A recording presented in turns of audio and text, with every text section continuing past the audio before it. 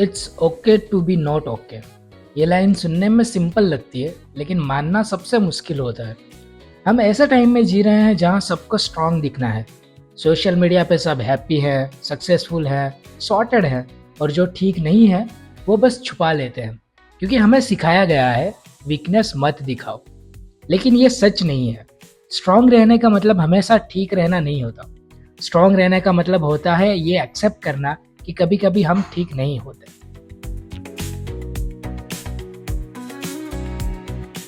आज रिकॉर्डिंग गलत तरीके से नहीं हुई, आज मेरी आवाज़ ही ऐसी है। कभी बिना रीज़न का हैवी फील होता है, कभी मोटिवेशन गायब हो जाती है, कभी सब कुछ होते हुए भी कुछ मिसिंग लगता है। और ये सब ह्यूमन है। प्रॉब्लम फीलिंग का होना नहीं है। प्रॉब्लम ये है कि हम उन फीलिंग्स को इग्नोर कर देते हैं, उन पे गिल्ट फील करते हैं, जैसे कुछ गलत हो रहा हो।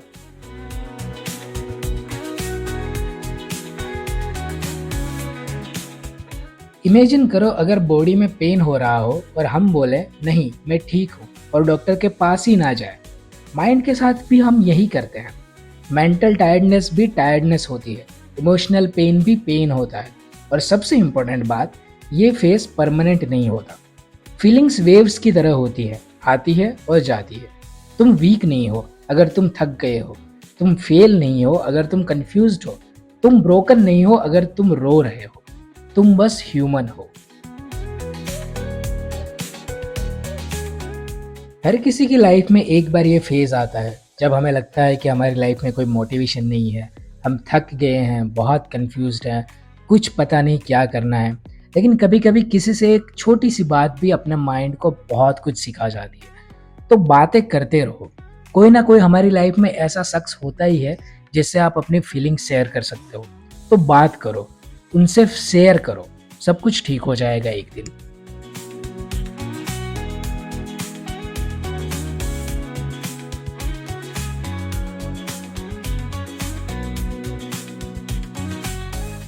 It's okay to be not okay का मतलब गिव अप करना नहीं होता। इसका मतलब होता है खुद को थोड़ा सा ब्रेक देना, खुद से ऑनेस्टली बात करना। कभी कभी हीलिंग का पहला स्टेप होता है एक्सेप्ट करना, फाइट करना नहीं। और अगर तुम ये सुन रहे हो और तुम्हारा दिन हैवी चल रहा है, तो एक बात याद रखना, तुम्हें सब आज ही फिगर आउट करने की ज़रूरत नहीं है। एक छोटा स्टेप काफ़ी है। किसी अपने से बात कर लो, थोड़ा रेस्ट ले लो, या बस ये मान लो कि आज थोड़ा मुश्किल है।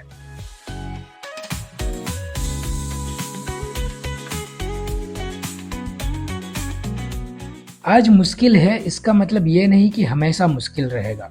तुम्हारी वैल्यू तुम्हारी प्रोडक्टिविटी से डिसाइड नहीं होती। तुम्हारी वर्थ तुम्हारे लोवेस्ट मोमेंट में भी उतनी ही होती है। और शायद सबसे ज़रूरी बात, हेल्प मांगना वीकनेस नहीं होता, हेल्प मांगना करेज होता है। जो लोग अंदर से फाइट कर रहे होते हैं वो सबसे ज़्यादा स्ट्रांग होते हैं, क्योंकि वो रोज़ खुद को कैरी कर रहे होते हैं बिना किसी को बताए। इसीलिए अगर आज तुम ठीक नहीं हो तो खुद पे गुस्सा मत करो, खुद पे प्रेशर मत डालो।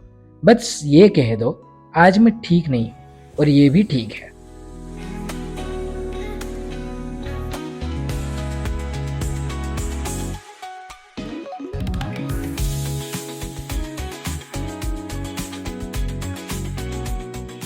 देखो, हीलिंग लाउड नहीं होती, हीलिंग स्लो होती है, और हीलिंग पॉसिबल भी होती है। तुम अकेले नहीं हो, तुम गलत नहीं हो, और ये फीलिंग तुम्हारा एंड नहीं है। So it's okay to be not okay.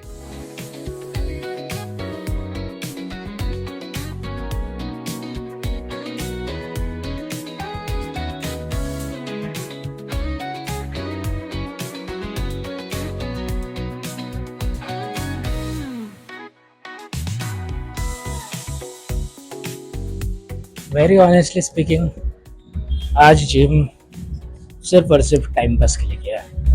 मतलब एक तरीके से कंटेंट शूट करने के लिए। क्योंकि हुआ ऐसा ना कि आज सुबह से ही ऐसी हालत थी कि यार नहीं करना नहीं करना नहीं करना, नहीं जाना नहीं जाना, ऐसा ही था। बिल्कुल भी मन नहीं था। लेकिन फिर भी हम आए आए लेकिन जितना मूड चाहिए तो उतना मूड हुआ नहीं।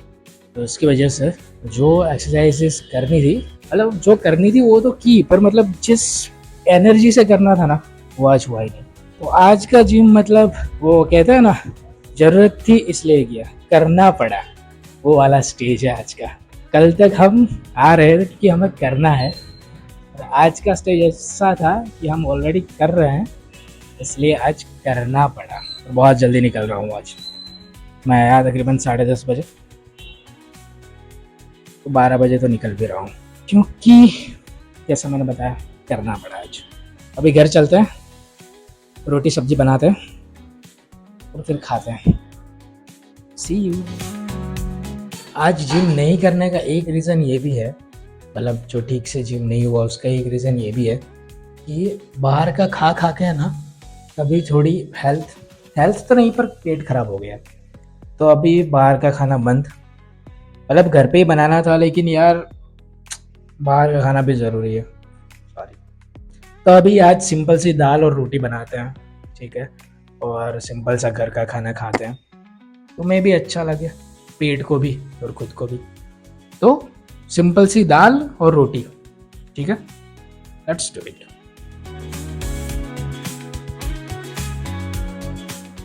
तुम्हें पता है मैं कुकिंग क्यों करता हूँ? क्योंकि कुकिंग हमें कंट्रोल का एक सॉफ्ट फीलिंग देता है।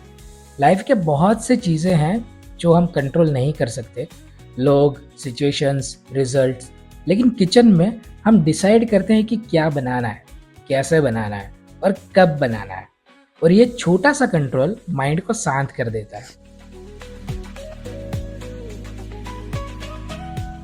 मेरे लिए कुकिंग एक फॉर्म ऑफ मेडिटेशन है। जब हम इंग्रेडिएंट्स पे फोकस करते हैं, स्पाइसेस को स्मेल करते हैं, कलर्स को मिक्स होते हुए देखते हैं, तब हम पास्ट और फ्यूचर से निकलकर अभी में जीते हैं। और हीलिंग हमेशा प्रेजेंट मोमेंट में होती है। कभी नोटिस किया है, जब हम किसी अपने के लिए खाना बनाते हैं तो उसमें अलग सा सुकून होता है। कुकिंग सिर्फ बॉडी को नहीं, इमोशंस को भी नरिश करता है। ये केयर का एक साइलेंट लैंग्वेज है, बिना बोले, बिना एक्सप्लेन की।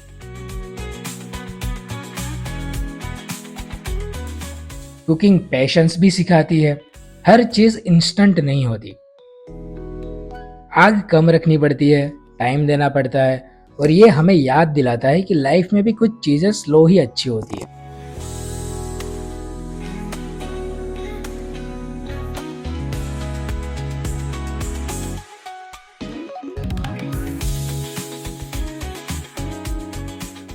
और जब फूड रेडी होता है, एक सेंस ऑफ कंप्लीशन मिलता है। कुछ बनाया, कुछ क्रिएट किया, चाहे दिन कैसा भी हो, एक चीज तो पूरी हुई, और ये फीलिंग हीलिंग का एक इम्पोर्टेंट हिस्सा होती है।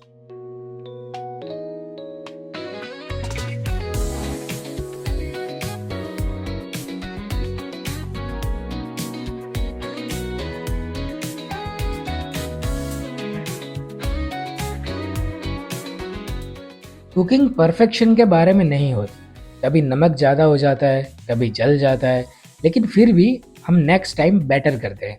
यह हमें काइंडनेस सिखाता है, स्पेशली खुद के लिए।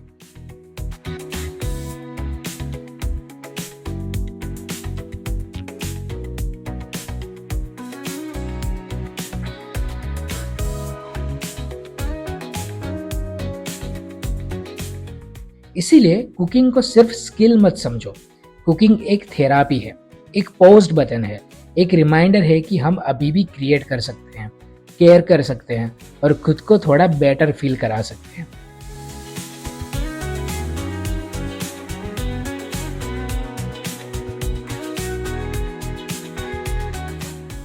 और शायद इसीलिए जब हम खाना बनाते हैं तो सिर्फ पेट नहीं भरता, दिल भी हल्का हो जाता है। Cooking is definitely a healing.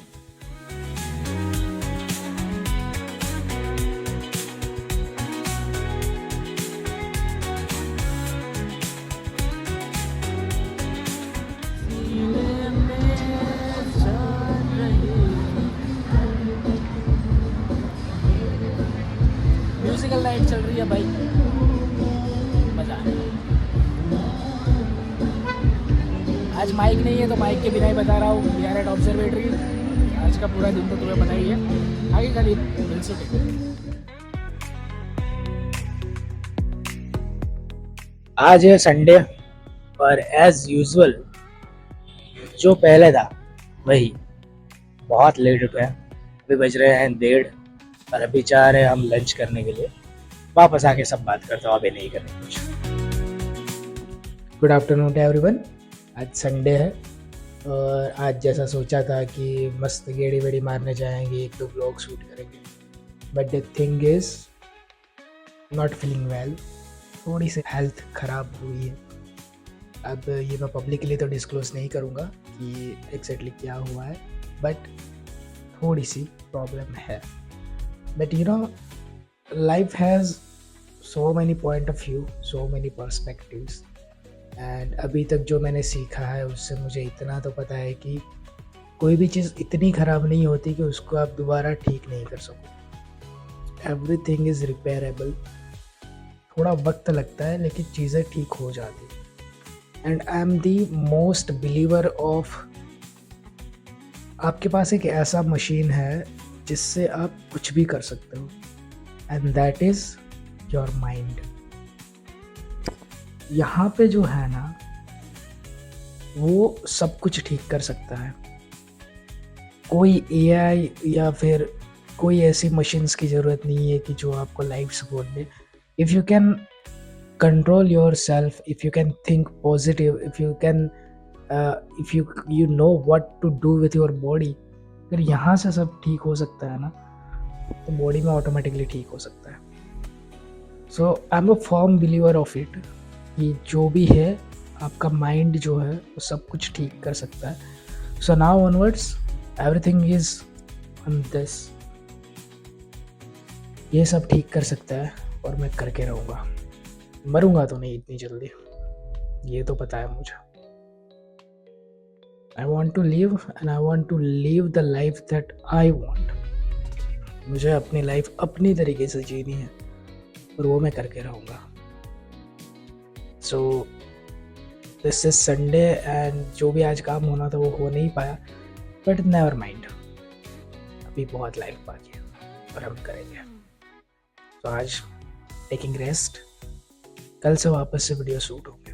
आज क्योंकि संडे था इसलिए जिम भी नहीं गया, तो आज काफ़ी लेट उठा हूँ। आराम से, जितना आराम हो सके उतना आज ले रहा हूँ।